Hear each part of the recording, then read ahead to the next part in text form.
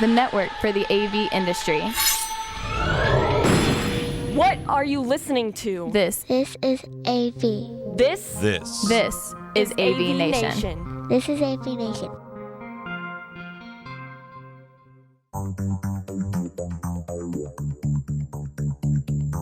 Support for AVNation is brought to you by Just Add Power, the global leader in video over IP solutions with systems that give you easy installation, unmatched scalability, and outstanding performance. Welcome to ResiWeek. In this special episode, we touch on the best stories of 2020. Now, 2020 started out like normal, but, well, it didn't end anything like something we've seen before. What else can you say about 2020? This is the year that has been a complete oddity for pretty much every industry, including our own, due to a massive number of life-changing events and things going on globally. So today we are going to put a little bit of normality back into it and take a look back at some of the biggest stories and biggest events that 2020 had to offer. We start in March, where it was announced that BT Sport and Samsung had partnered together to bring 8K streams of Premier League games this year. Now, 8K is not that new of a development, but in most residential spaces where we were just starting to make 4K a regular commodity, 8K is not at all in March that normal. Now, this was going to be and is one of the first big pushes for 8K content in the Western world. On ResiWeek 213, Ron Callis starts off talking about what this means for the ultra resolution space moving forward. The typical home in America is getting somewhere right around, and I was actually just reading this white paper last week for a presentation, but Cisco's white paper where they talk about analysis of internet feeds globally. You know, the typical home in America, and I'm not going to quote this fact exactly right, but I want to say it's somewhere around maybe 50 megabytes per second or something. Well, in this story, they're talking about this 48 gigabit stream compressed down to 70 megabytes, looked almost identical. They said if you were right on the screen, you could see a little bit of fuzz on the players' jerseys. I tell you what, 70 megabit per second. I mean, in my house, I live in Fort Lauderdale. My community has AT&T fiber feed. My house is getting consistently about 900 megabyte per second up and down all day long. Now, I'm not a fan of European soccer, so I would not subscribe. But if the idea that my internet speed was enough and I now could view that, and of course you have to go out and buy that 8K TV. And so I think it's good news for our industry. Our industry is always looking for the new exciting technology. And if this vendor and others come online, I'm assuming there'll probably be similar solutions for the upcoming Olympics. Then that's the reason our industry gets to get out and talk about a reason to buy and upgrade into an 8K TV. Without the content, it's hard to make that sale. Yeah. Lewis, I love Ron's point at the end there. Without the content, it's hard to make the sale. We've been watching the manufacturers push next gen, right? First 4K came, and then 4K HDR came. And then, of course, they started with 8K over the last 2 years. We've seen it. I've personally seen the upconvert from Samsung in their 4K and then their 8K, which is an upconverted 4K for a regular 4K stream. Seeing what's going on, at what point do you start to make the pitch to your clients to at least prepare infrastructure for 8K? 3 years ago. I mean, honestly. But at the same time, residentially, over the last 6 months, I haven't sold maybe but 3 4K displays. They've all been 8K. Even though there's no content, with the infrastructure, the wiring, like you said, 900 meg. I got 600 meg download speed with Suddenlink cable. And AT&T in Dallas fiber and Frontier, which used to be Verizon Fios, man, they've got gigabit technology. And so a up converted 4K properly integrated is pretty freaking nice on an 8K Samsung or a Sony. It's beautiful. Hmm. And put them side by side in a regular 4K and an 8K, up-converted 4K on an 8K display. It's amazing. And honestly, the client hasn't bit back one bit, hasn't had one problem spending an extra $300 to $600 on a beautiful 82-inch. Is that just a nature of it's the new generation, it's what's available, or is it an actual pitch? Well, it's true because it's an actual pitch. And as a designer, I have to think from a perspective of functionality and upgradability. And the first and most important thing we teach to our clients is network is king.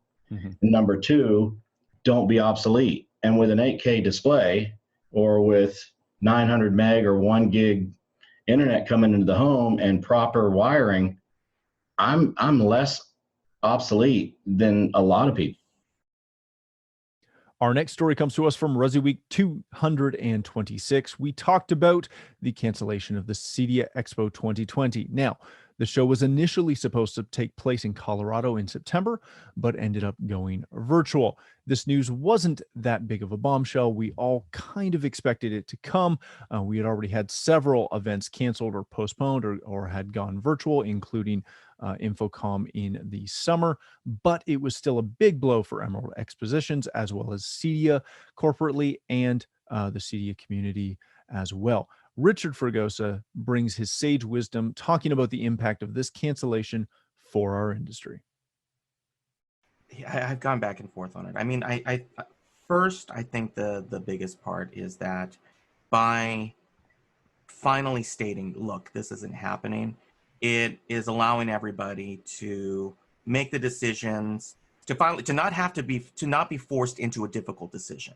I know for me personally, I was constantly weighing, given the current environment, the safety, not of me going, but the repercussions of if I came back and if something happened, or if I did get ill when I was, in a different city. I mean, there were real health concerns, whether founded or unfounded, wherever you sit on this end of the discussion.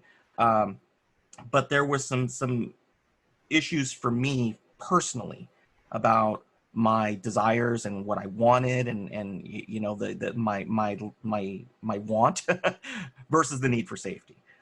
So that first part by Emerald saying, this is done, and again, it was also partially out of their control. It was the state of Colorado said, we're extending, keeping the space open for overflow, and yes, because I'm old. I'm not in the worst case target demographic, but I'm getting really close up there. But the biggest part, and the part that did hurt, and what caused me to pause and consider it and talk to my family about it if the show went on, because my wife attends with me, and and the future goal was for the family to come as well, because they've grown up in it.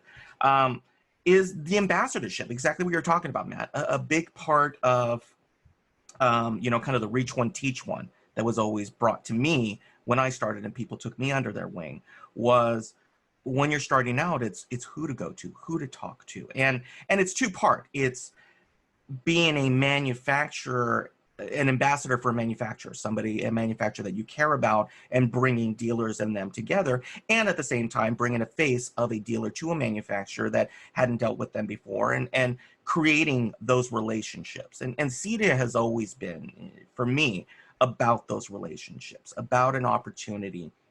The one time in the year where manufacturers will bring the engineers, they'll bring the design engineers, they'll bring the sales side, they'll bring customer service, even where you place that face with a name that you may have had 50 conversations with over the course of the year, and personalizing an experience. And there's a lot to be said about being in this together, and dealers coming together. I mean, obviously, after 2008, I felt that the subsequent expos right after the economic meltdown were important, because it was important for dealers to come together, and after some pretty rough years for a lot of these companies, that a lot of them didn't survive, the ones that did survive, to be able to come together and say, okay, how do we work together collectively, and working with manufacturers and kind of fighting out of it. So it's tough. Now, that's not to say that it just stops. And there are some manufacturers shown that there is a way to move outside of the traditional trade show concept. And I think that it's out of necessity right now. I think we're going to find out, fortunately, there's going to be a couple of major trade shows before CEDIA that are going to give us an idea of what's working and what isn't working. Manufacturers are putting some large-scale webinars on right now where, we have, Restaurant Masters right now has 700 participants, in several of the master's classes. I mean, that's no small group to be able to provide, teaching elements for. So unfortunately, we're kind of building the car as we're driving it down the road. And that's good news and bad news. I think that's when we tend to be our most innovative, when we have no choice. Because it's just, you got to get it out somewhere. You got to deal with it. And everything that you've been used to has been thrown out the window. So for me, and I talked about it before we started recording, for me, it's about finding out what the manufacturers want to do, because it poses, again, here we're using the word again, unprecedented. It is an unprecedented situation that is forcing everybody to operate completely differently than they thought they would be operating 6 months ago. Speaking of virtual shows, the Consumer Technology Association, otherwise known as CES, announced all the way back in July that CES 2021 would be an all-digital experience. As we said before, many shows this year were made digital or outright canceled, but in a sense that this would be an off year. Even though ISE 2021 was postponed to June, Mr.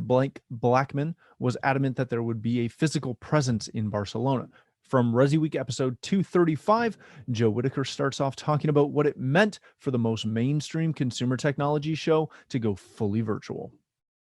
This is the most insane thing I've ever heard in my life. And here's why. I'm glad you said it first. There's a pandemic, just so we're clear. Yes, there is a pandemic. So on that standpoint, of course, it makes sense. Of course, it's a responsible thing to do when we don't know what Q4 is going to look like at all as far as a pandemic. And then you've got this huge show that tail ends in the middle of what would be, the winter in the middle of the United States, good old beginning of January is what it is. So you have all these components in it that says, okay, this is a smart, responsible idea. However, you look at some of the other trends, you look at Infocom, you look at CEDIA Expo, and you're even worried about that in how do we normally have 20,000 attendees with 1,000 manufacturers, and how do we cater that into a virtual experience? So now multiply that by 100, and now you have CES. I mean, I haven't been to CES since like 12 or 13. I was doing a headphone gig consultation thing, and that was the last time I was there. And even looking at it then, how can you take something that big and spread out with your typical what the attendees look like and how many manufacturers there are insane. And how do you convert that to a virtual platform? I mean, it's a great place originally to, you want to find an iPhone case, that's the place to go. They got a whole floor for that. You want to find a crappy Bluetooth speaker made by some company that nobody's ever heard of, great place to find it. But then you've got your, your Klipsches, and you got your, all of those big brands like Sony that really pull out all the stops. How are you going to do something that massive of a scale virtually? Just me being honest, I don't see how that is even possible. I mean, you're talking about a hosting platform that I bet you the government doesn't even have one that can, support that many people at one time. Have you seen a congressional thing virtual lately? I mean, those are horrible. Now, they've got all the money in the world, but you can't do it. Where do I think the power is going to be for CES? Same thing I think about CEDIA Expo. The power is going to be in the hands of the manufacturers. Whatever they pull off within the confines of the box they were given to present, that's going to be the key winning point. There's going to be, dude, you're right. I mean, it's CES. It's the biggest thing in electronics on the planet. How are you going to do that virtually? I wish them the best of luck. I will probably attend some of their stuff just to view it and, see how it turns out. But that's scary. That I don't know what that revenue loss looks like for them either on the business side. That is going to be just every association's feeling it, but they're going to probably feel it the worst. Yeah. Astronomical. They're going to feel it. Our next segment comes from ResiWeek 245. Technically, I wasn't involved in this one because of Canadian Thanksgiving. And yes, that is a real thing. And before you ask, I do take 2 Thanksgivings because, well, I'm special. And that's what happens when you marry an American.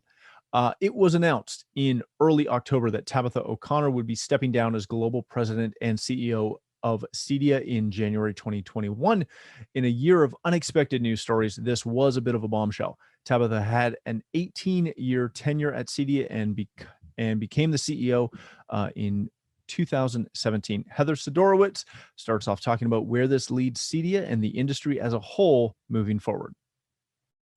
When I was brought into the board was the same time that Tabitha was brought in as CEO. It's interesting to see that, she'll end out her term. It's no secret that there's been a lot of changed players over at the Cedia headquarters over the last few years. We've seen a lot of great people find other places to go for different reasons. So, it's a tough place, I think, for as an ex-board member to say not too much, but still kind of be out there because I try to say what is on my mind. I didn't hear any meanderings either beforehand, and I can't say, no, I guess I was surprised. Where does Cedia go from here? Hopefully onward and upward. I think that this is certainly a time to really think about who Cedia is and wants to be. When Cedia used to be the expo, and then when they sold out the expo, I think there's some struggle for who we want to be and become. And now is a great time to buckle down and figure that out. Well, and the one thing I will point out, the fact that Tabitha was brought in after the Cedia Expo was sold. Ben Bruno, a longtime friend, formerly from Crestron, he was the CEO when it was sold. He also was removed and he before his contract was up, and Tabitha was brought in. So it wasn't like this was her idea. She inherited that, right? And so, we can argue about what happened after that, but that was the situation that she was brought in on. Henry, and what I'm going to do here, kids, is I'm going to focus on the board members, and then we'll get the future board member on. We'll speak that into existence, Jason. Henry, we'll get you your 2 cents on this, both as somebody who's sat at the board, but also an industry expert here. What do you see the industry going from this change? So just like Heather said, when I stepped on, it was the day the show was sold, and so I had a chance to witness Vin as CEO, and then Tabitha assuming the reins and becoming the CEO. And my experience firsthand is that Cedia employees work harder than any group of employees I've ever seen work in any other professional arena. I don't think the membership really fully understands just how hard these people work. Tabitha's job, that's a hard job to be CEO of that organization. And I think she led the group through some really important milestones in the transition from this show-based entity into more of a education-based outfit, including, and this is really where I find hope in the future, is the strategic planning process, which started in 2017 and really is a multi-year process. And we're only starting to see now some of the strategic planning elements start to make their way out into the public right now. So I'm not saying that whoever's next has a paint by numbers recipe to follow by any means, but at the same time, there's been significant groundwork laid for whoever takes the role to be able to step in and be fully supported by the board. And also I heard when I sat on the board, I heard a lot of conversation just around the role of the CEO, what it meant. Did Cedia need a CEO? Did it need more of an executive director? So there was always this conversation around the role, and should the board be a governing board, a strategic board? Should it be more involved? But at the same time too, like Tabitha is an amazing person, and man, she worked hard in that role, continues to work hard in that role. So I wish her all the best. I'm sure that they'll find a good candidate to take up the position. But my feedback, just having witnessed a lot of this firsthand, was that is a tough job, and I think Tabitha should be commended for what she's done, and I'm going to pour positive energy into a good candidate stepping into that role in the next few months. Our last story actually ends on a positive note, which is a bit of a rarity for 2020. Sonos reported in November that they had earned over $339 million in revenue during the fourth fiscal quarter of 2020, making it the 15th consecutive year that they've exceeded their expectations. In a year of uncertainty and turmoil for businesses everywhere, this was a sign that there is still quite a lot of life in our market. From ResiWeek episode 251, Seth Johnson starts off talking about the circumstances of this record revenue and whether or not this is more than a one-time deal. I think this is a one-off just because of the way this year went. I'm not sure where the growth isn't really outlined where it came from. They did say that there was a 67% year over year on D2C, and they talked about like direct to consumer. So they talked about how much they are going to be pushing that direct to consumer relationship into 2021. So I'm not sure if this is like just a sign of a weird year. But if you dig deep in the details to see kind of like, did Sonos actually grow? Well, yeah, they got under more roofs, but they didn't actually increase the number of products that are in each home, like each install. So I'm not too sure if this is like signs of things to come, or just kind of an interesting fluke of what has been a strange year altogether. Well, they did say that they had 41% of existing customers who purchased and registered new products. So they did grow their footprint as far as homes they're in to nearly 11 million, but they also grew their existing base, which is an interesting note. Avi, I would say the downside of this story and of the results are the fact that they've had some fairly massive supply chain issues. Yeah. Now they're not alone. No, everybody is. Today I was checking on some product for a client and just happened to check Best Buy to see what they had in stock for Denon. And they have literally nothing until the $4,000 receiver. Right. They don't have anything available locally or online. They got nada. And with AKM blowing up, it's going to get worse. Exactly. Yeah. When you see this, when you see how well they did, and you reference that against the fact that Amp, Arc, Beam has been not too bad, but I know Arc and Amp specifically, they've been in the neighborhood, and all you have to do is check a forum, industry or general public. They've been back ordered anywhere from 2 weeks to 4 months. They're shipping now in, I think, December 28th. They're hoping to get them back in stock at this time. Sure they are. Yeah, exactly. And I love it, but yeah, okay. No, I'll believe it when I get my shipment. Exactly. Does that highlight a missed opportunity for them? So I tend to agree with Seth. I'm going to go out on a limb here. I think Sonos was successful in spite of themselves, not because they planned it. I think that the pandemic certainly helped, because if you look at the number, you talk about growth of footprint. In my opinion, the reason why people added Sonos over the last year is because they've been trapped in their homes for the last 9-10 months. Mm-hmm. And so they realized, hey, I've got audio in this room that I used to hang out in a lot. Now I'm hanging out in all of the rooms. And so I want Sonos in the rest of them because it's what I've already purchased.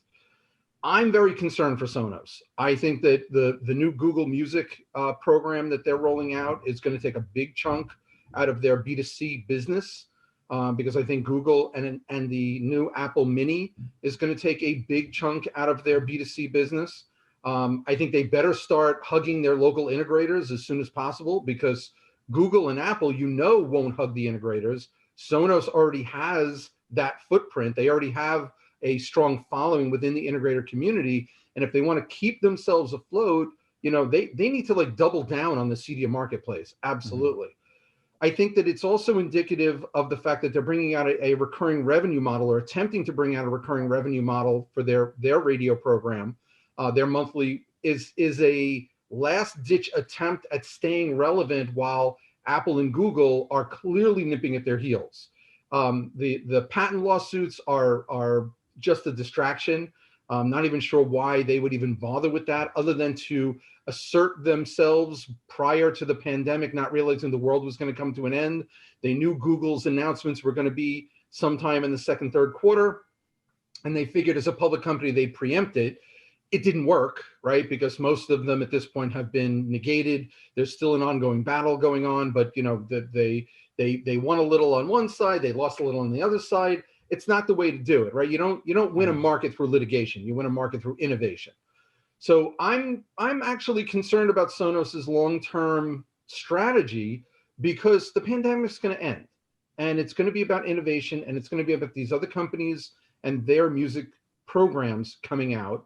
I use the term in generalities, but I'm going to go out on a limb and say they're being successful in spite of themselves. There's going to be huge constraint in the high-end audio market for the next 18 to 24 months. AKM blowing up is going to affect everybody, because anybody who was buying AKM has to find an alternative. Anybody who was buying the alternative now has to find an alternative. Epson, Cirrus Logic, TI, they're all on constraint right now. We're seeing it across the board with all of our clients. It's going to be hell out there. And we were already dealing with a pandemic China that was still trying to play catch up on supply line. It's going to 2021 is going to be murderous trying to get product overseas. Thank you for the bright outlook. Yeah, let's I'm sorry. That's fantastic. I'm trying to be realistic. People listen to this on driving to Thanksgiving, man. What are you doing? Just hold on to the wheel. We'll get through this together. I promise. Avi. That's it. We're going to wrap it here. Now, I want to thank quite a few people, including all of our guests and all of our listeners, for making this happen and sticking with us through this whole year. I know it was a bit of a long and tough year for everyone involved. I hope, and our goal here at ResiWeek and AVNation as a whole was to not let pandemic news, run every week and every show and every episode and be the forefront of what was going on. We wanted to hopefully provide some news and hopefully some fun commentary, as well as give you some ideas of how to make it through this crazy year that has been 2020.